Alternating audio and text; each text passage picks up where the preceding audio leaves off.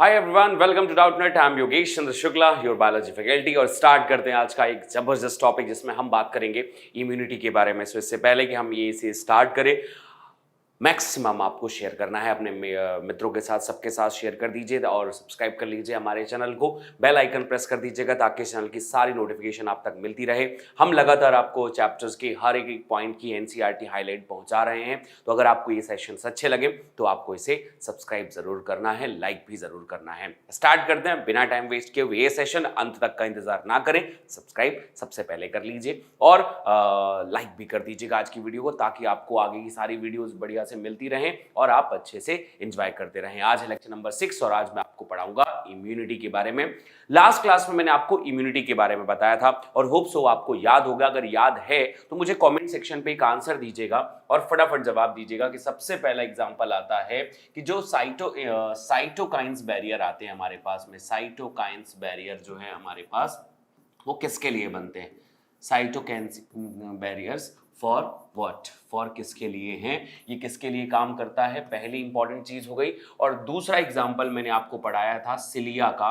तो cilia is कौन सा, मतलब सिलिया कौन सा बैरियर है? ठीक है, सिलिया का जो बैरियर है, सिलिया कौन सा बैरियर है? ठीक है, तो आपको सिलिया बैरियर जो है वो फिजिकल है, फिजियोलॉजिकल है ना। और हमारे पास में फिजिकल है, फिजियोलॉजिकल है, साइटोकाइंस है, मतलब जो भी जिस टाइप का भी बैरियर है आप उस बैरियर का नाम बताएंगे सिलिया के बारे में। एंड थर्ड नंबर का क्वेश्चन आता है हमारे पास में है सलाइवा। सलाइवा कौन सा बैरियर है? ठीक है, सो सलाइवा बैरियर के बारे में बताइए कि ये कौन सा बैरियर है, टाइप ऑफ बैरियर्स। ठीक है, सलाइवस टाइप ऑफ बैरियर्स, आप इसके बारे में भी आप मुझे बताएंगे कि सलाइवा भी एक बैरियर है और ये किस टाइप के बैरियर के लिए काम करता है, आपको इसका भी जवाब देना है। जो बहुत सिंपल सा क्वेश्चन है और ये लास्ट क्लास में मैंने आप लोगों को पढ़ाया हुआ है, इंपॉर्टेंट तरीके से आप उसे बिल्कुल याद रख लीजिएगा। एक फ्लो चार्ट बढ़िया सा मैंने बताया था, वो चीज अगर आप पढ़ लेंगे तो आपको ये चीजें एकदम बढ़िया से दिमाग में बैठ जाएंगी। ठीक बॉस, आगे बढ़ते हैं। अब हमारे पास में जो इन्नेट इम्यूनिटी थी उसके बारे में मैंने आपको पूरा बता दिया था कि यार ये है इन्नेट इम्यूनिटी। इन्नेट इम्यूनिटी हमें बाय बर्थ मिलती है, गॉड गिफ्टेड है। इसमें हमारे पास में अलग अलग टाइप की लेयरिंग है। हम सबसे पहले बाहर हमारे पास में फिजिकल बैरियर है, just like skin, just like mucus, just like cilia. ठीक है, ये सब हमारे पास में फिजिकल बैरियर हैं। जब इनसे भी कोई एंटीजेंस बेशरम टाइप का हमारे शरीर में एंटर कर ही जाएगा तो फिर हम फिजियोलॉजिकल बैरियर का यूज करेंगे और उसमें हम यूज करेंगे हमारे माउथ के सलाइवा का पीएच को, आंख के क्या बोलते हैं टीयर्स को, नाक के म्यूकस को, इन सबको हम यूज करते हैं, एंटीबॉडीज को। ये हमारा फिजियोलॉजिकल बैरियर होता है। थर्ड नंबर पे अगर हम एंटर करते हैं, ठीक है, थर्ड नंबर पे एंटर करते हैं तो वो हमारे सेलुलर बैरियर्स आते हैं और वो सेलुलर बैरियर्स वो होंगे जैसे मोनोसाइट्स हो गए, फैगोसाइटिक सेल हो गई, या फिर न्यूट्रोफिल्स हो गए, पीएमएनएल हो गया, ठीक है, पॉलीमॉर्फो न्यूट्रोफिल जिसे अपन कहते हैं, वो हो गया। वो सेल्स को डायरेक्टली किल कर देते हैं, मार देते हैं, तो इसलिए हम उसे सेलुलर बैरियर कहते हैं। एंड लास्ट जो होता है वो होगा हमारा साइटोकाइंस बैरियर। साइटोकाइंस का मतलब ये होता है जब भी कोई वायरस हमारी बॉडी में एंटर करेगा तो हम उस वायरस के अगेंस्ट जो केमिकल बनाएंगे, प्रोटीन बनाएंगे, उसका नाम है इंटरफेरॉन, और वो इंटरफेरॉन बनाकर हम उसको मार देते हैं। ये हमारा कैरेक्टर है इन्नेट इम्यूनिटी का। इन्नेट इम्यूनिटी के बारे में एक बहुत गजब की बात पूछी जाती है कि भैया ये नॉन स्पेसिफिक है। नॉन स्पेसिफिक का मतलब है कोई भी एंटीजन आए, चाहे वो कैंसर आए, कोरोना आए, कोई भी एंटीजन आएगा, हर किसी के लिए सेम टू सेम फंक्शन है, सेम टू सेम रिएक्शन है, कुछ भी अलग नहीं होगा। ये बात याद रखना। हमेशा एक बात, बहुत सिंपल सा क्वेश्चन पूछा जाता है कि जब भी तुम्हारे शरीर में कोई भी एंटीजन एंटर करेंगे तुम्हें उसे मारने के लिए कोई अलग काम नहीं करना है, एक टाइप का काम है। जस्ट एग्जांपल के लिए कोई गार्ड बैठा हुआ है, वो गार्ड हर किसी से वैसा ही ट्रीट करेगा, ठीक है, हर किसी से वैसा ही ट्रीट करेगा कि भैया आ रहे हो, बताओ गार्ड नाम दो, नाम दो, जब तक वो किसी को जानेगा नहीं, सबको वैसा ही रिएक्शन करता है। फिर हम आते हैं एक्वायर्ड इम्यूनिटी में। एक्वायर्ड इम्यूनिटी यार मतलब ये बाय बर्थ नहीं है, हमें इसे अपने एक्सपीरियंस के बेसिस में हमने कमाया है। एक्सपीरियंस के बेसिस में मतलब कोई आया, ठीक है, हमें पता चला कि अच्छा ये खतरनाक है तो फिर हम उसको मारेंगे। अगर हमें नहीं पता चला कि वो खतरनाक है तो वो हमको मार के चल देगा। तो यही पूरी कहानी है। इस कहानी का पूरा इंपॉर्टेंस यही है, एक्वायर्ड इम्यूनिटी। जैसे बहुत सारी चीजें होती हैं, बहुत समय तक हम किसी के पास में ऐसे ही हैं भी घूमते रहते हैं, फिर बाद में चलता है यार ये तो खतरनाक आदमी, तो फिर हम घूमना बंद कर देते हैं। वैसे ही है, ये बाय बर्थ नहीं है, ये बाय बर्थ नहीं है। और बाय बर्थ इसलिए नहीं है क्योंकि भाई ये हमारे एक्सपीरियंस पे बेस्ड रहेगा, ये बाय बर्थ हमें मिलेगा नहीं, हमारे एक्सपीरियंस पे बेस्ड है।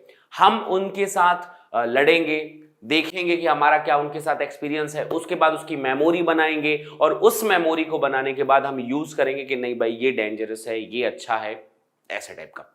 ठीक है, तो आते हैं एक्वायर्ड इम्यूनिटी पे। वैसे तो मैंने आपको बताया था, लेकिन फिर भी इसके मेन पॉइंट जो एनसीईआरटी के पॉइंट बनते हैं वो आपको बता देता हूं। एक्वायर्ड इम्यूनिटी का एकदम सीधी सी मतलब है कि आप इसे कह सकते हैं कि other hand in pathogen specific.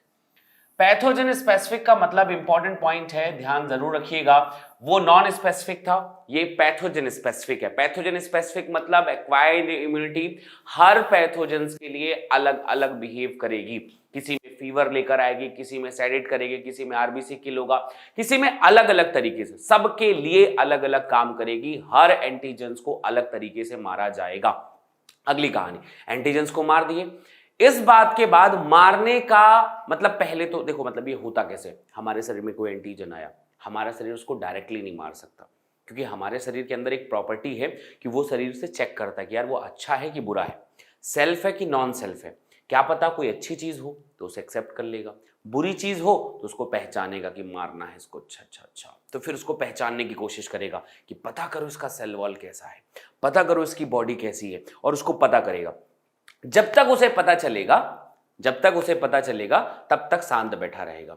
फिर पूरा पता चल गया हमारी शरीर बॉडी को, तो हमारा शरीर उसके केमिकल के अगेंस्ट फिर एंटीबॉडी बनाता है, उसको मारने के लिए जहर बनाता है, मारता है उसको।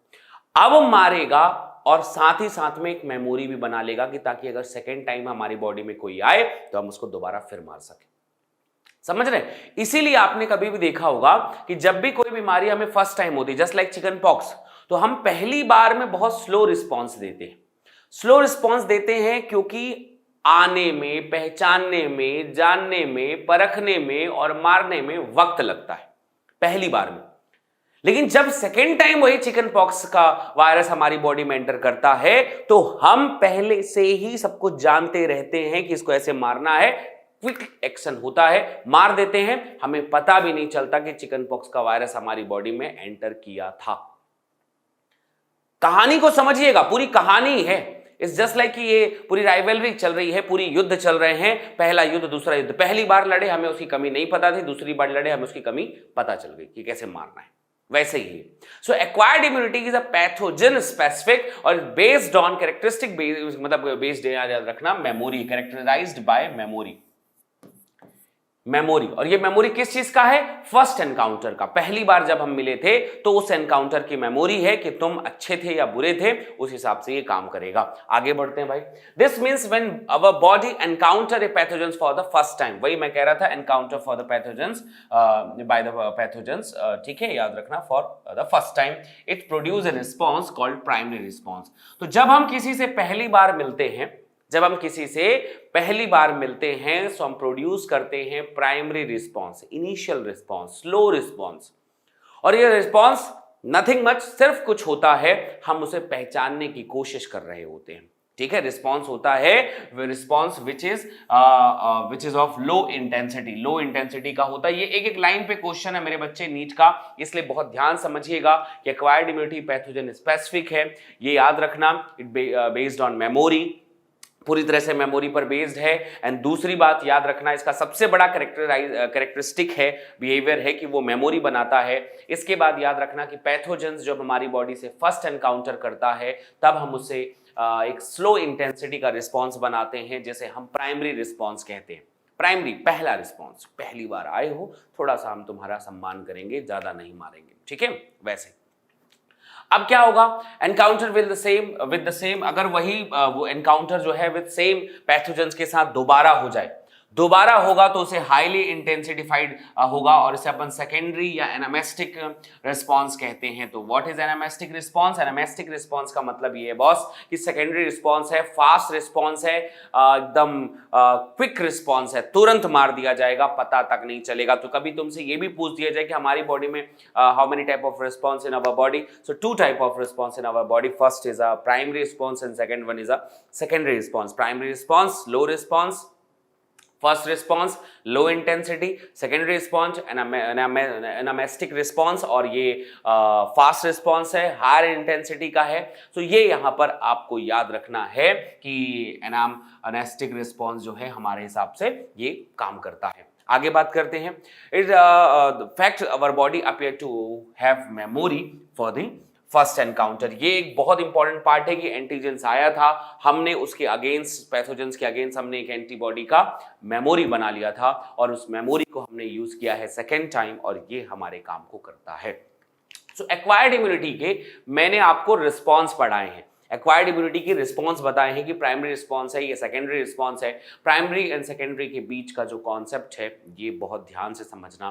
कोई भी चीज़ जब पहली बार हमसे मिलती है तो हम उसको इतना नुकसान नहीं पहुंचाते हैं, हम उसे पहचानते, परखते हैं कि यार ये खतरनाक है भी या नहीं है, या फिर सिर्फ भ्रम हो रहा है। तो ये चीज़ हमारे शरीर की बॉडी का मतलब एक बिहेवियर है और उससे हम फॉलो करते हैं। बहुत शानदार, ठीक बात है। अब सवाल आता है कि मैं बार बार कह रहा हूं sir primary response, secondary response हमने मार दिया मार दिया मार दिया, अरे कैसे मार दिया जी, हुआ कैसे, कैसे मारा है हमने उसको, मतलब मजाक चल रहा है क्या, पकड़ लिए मार दिए, कुछ भी नहीं, कुछ बेहतर होगा। कौन है आखिर जो मारने के काम आ रहा है? इस एक्वायर्ड इम्यूनिटी को हमने कहा कि कोई पहचान रहा है, कोई मार रहा है, कैसे? तो इस पहचानने और मारने के बीच में हमारे पास कुछ सेल्स होती हैं और कुछ ऑर्गन्स होते हैं जो इसके लिए काम करते हैं, जिसे अपन लिम्फेटिक ऑर्गन्स कहते हैं।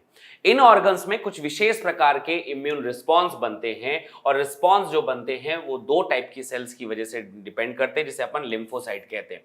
होप सो आपको लिम्फोसाइट का मतलब पता होगा। हमारी बॉडी में जो ब्लड होता है उसमें आरबीसी, डब्ल्यूबीसी प्लेटलेट्स है। डब्ल्यूबीसी के दो टाइप होते हैं, ग्रेनुलोसाइट और अग्रेनुलोसाइट, जिसमें से लिम्फोसाइट एक पार्ट है हमारा। सो लिम्फोसाइट जो पार्ट है वो हमारी बॉडी का डिफेंस सिस्टम है, वही पूरा डिफेंस सिस्टम है, और ये दो टाइप का होता है, B cell and T cell. B और टी का मतलब इसका मतलब कोई बहुत ज्यादा नहीं है, सारी की ब्लड में बनने वाली जितनी भी सेल्स होती हैं वो सब बोन मैरो में बनती हैं और मैच्योर कहीं कहीं और होती हैं। जैसे एक बी लिम्फोसाइट है, वो बनती बोन मैरो में है लेकिन मैच्योर भी बोन मैरो में ही होती है, और टी लिम्फोसाइट जो है वो बनती बोन मैरो में है लेकिन मैच्योर थाइमस में होती है। तो ये कहानी हल्की सी है, जिसे आगे हम और अच्छा डिस्कशन करेंगे, हम उसके बारे में जानेंगे। तो ये याद रखना भाई, हमारी बॉडी में जो दो टाइप की लिम्फोसाइट है, बी लिम्फोसाइट और टी लिम्फोसाइट। बी लिम्फोसाइट और टी लिम्फोसाइट दो टाइप की लिम्फोसाइट है।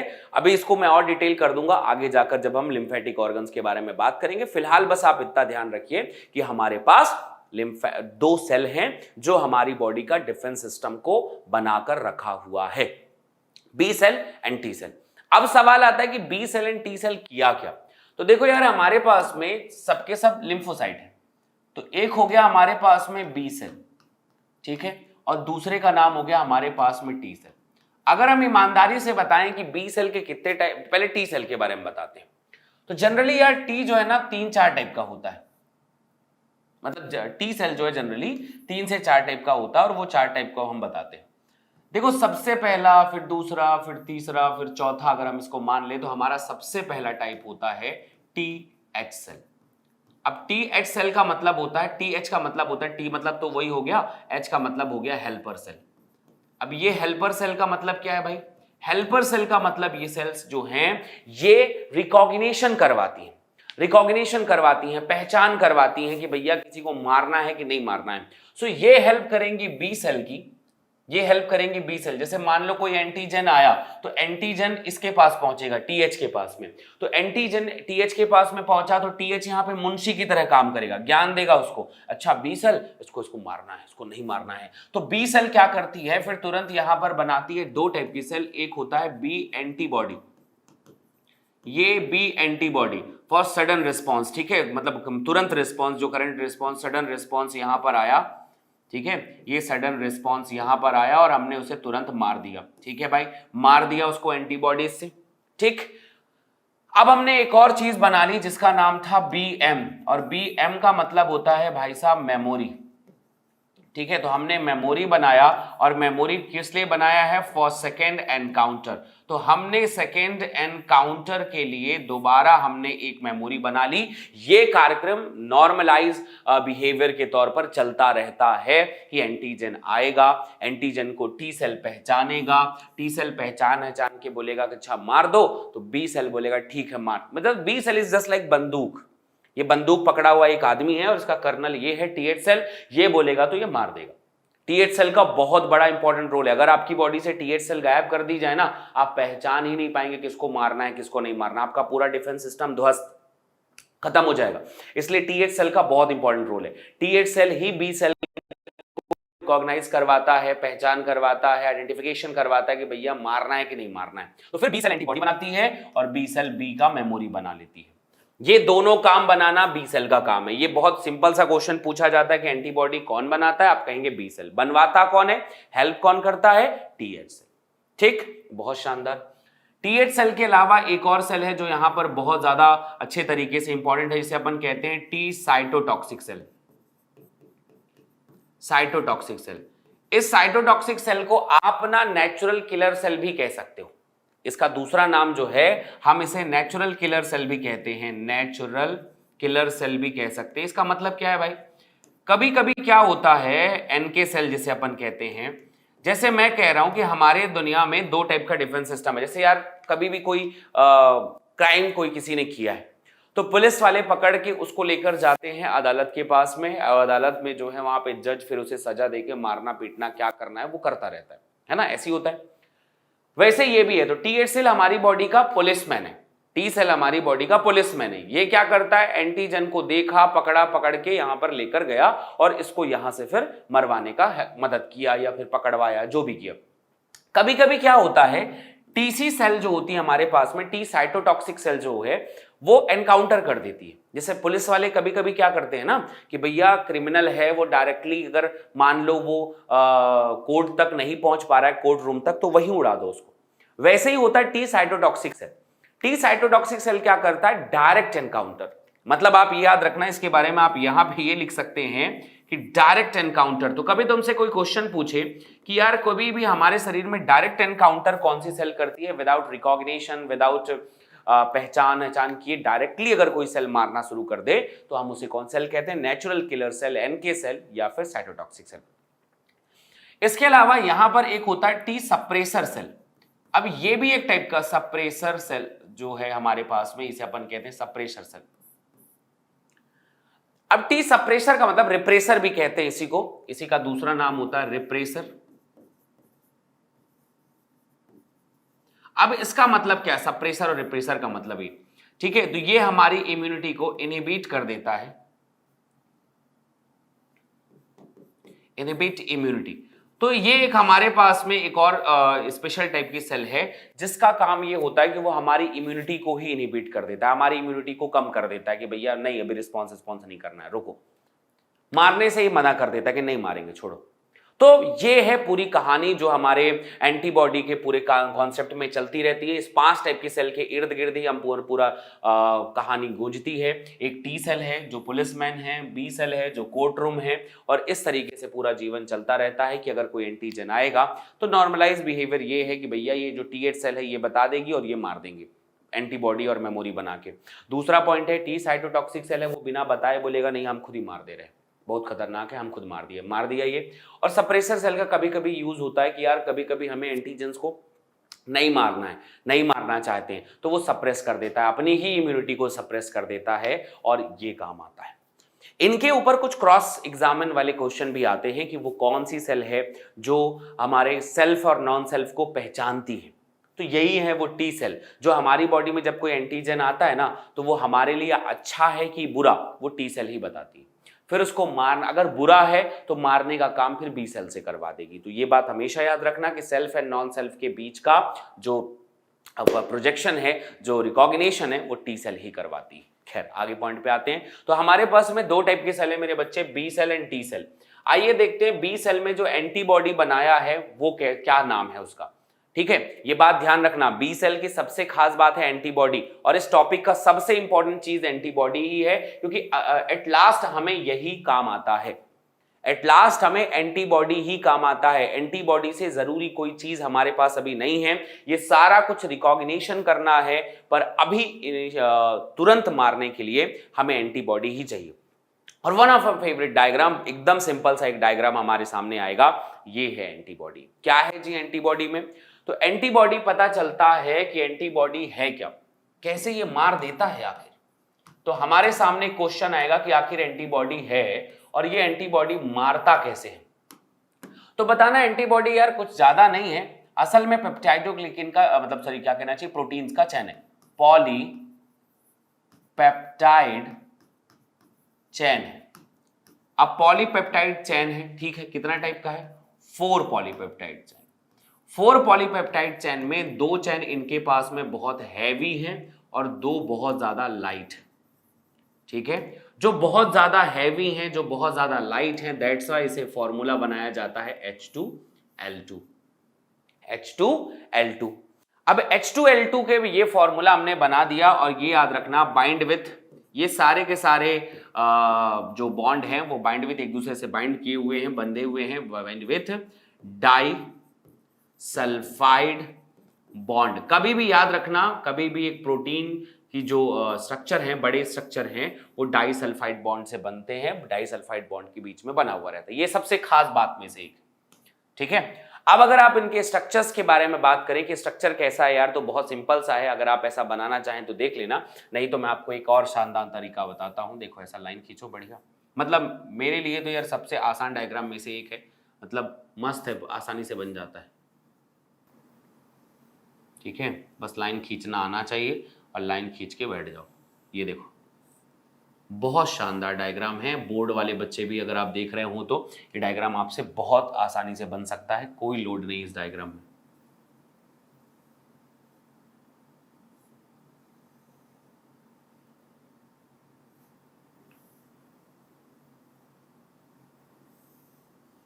बन गया डायग्राम, लो अब इनको बस सब जगह डाइसल्फाइड डाइसल्फाइड डाइसल्फाइड बॉन्ड से जोड़ते जाओ, बस और कुछ नहीं करना है तुम्हें।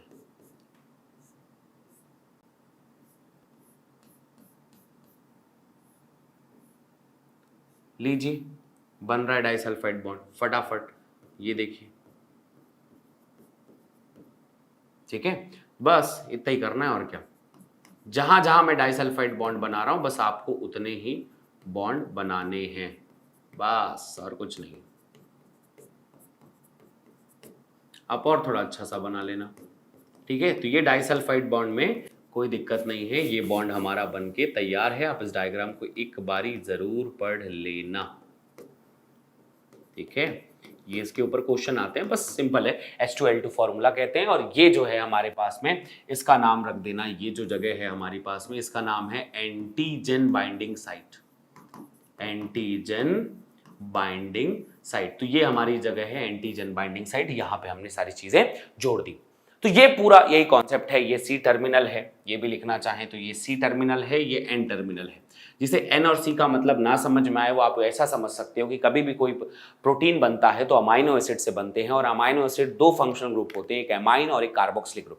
तो जिधर कार्बन है उधर कार्बोक्सिलिक ग्रुप है, जिधर नाइट्रोजन है वहां एमाइन ग्रुप है। इस तरीके से फॉर्मूला बनता है। ये डायग्राम, ये कहानियां, ये कॉन्सेप्ट अपने दिमाग में बेहतरी तरीके से याद रखिए, पढ़ के रखिए, फिर हम इन रिस्पॉन्स को, इन कहानियों को और बेहतर तरीके से नेक्स्ट पार्ट में और डिटेल करेंगे। इतनी कहानियां मजेदार तरीके से पढ़ के रखिए, सारा पॉइंट याद रहना चाहिए, और जो चीज फिर भूल जाए वो उसके लिए हमें कमेंट सेक्शन में बताना कि यस सर ये चीज और हमें पढ़नी है। So love you all guys, अपना बहुत ध्यान रखें। होप सो वीडियो पसंद आई होगी, शांति से आपने एनसीईआरटी हाईलाइट बढ़िया से कर ली होगी। वीडियो को लाइक करिए, शेयर करिए, सब्सक्राइब करिए अपने फ्रेंड्स के साथ, और ताकि आपको इस चैनल पे ज्यादा से ज्यादा वीडियोस मिलती रहे। Love you all guys, bye bye.